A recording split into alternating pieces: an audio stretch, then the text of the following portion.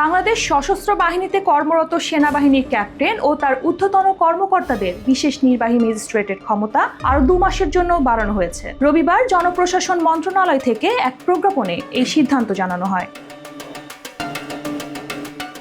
প্রজ্ঞাপনে বলা হয়, আগামী 14 জানুয়ারি থেকে এই সিদ্ধান্ত কার্যকর হবে এবং 60 দিন পর্যন্ত চলবে।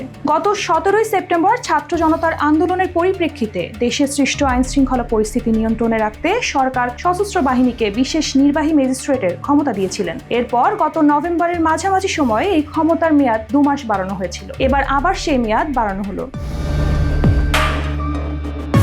ফৌজদারি কার্যবিধি 1898 এর আওতায় সেনাবাহিনীর কমিশনপ্রাপ্ত কর্মকর্তাদের এই ক্ষমতা প্রদান করা হয়েছে। এর ফলে ফৌজদারি কার্যবিধির ধারাগুলোর আওতায় সশস্ত্র বাহিনীর কর্মকর্তারা নির্বাহী ম্যাজিস্ট্রেটের ক্ষমতা প্রয়োগ করতে সক্ষম হবেন। উল্লেখ্য, এসব ধারায় 64, 65, 83, 84, 86, 95, 2, 100, 105, 107, 109, 110, 126, 127, 128, 130, 133 এবং 142 নাম্বার ধারাসমূহ অন্তর্ভুক্ত রয়েছে।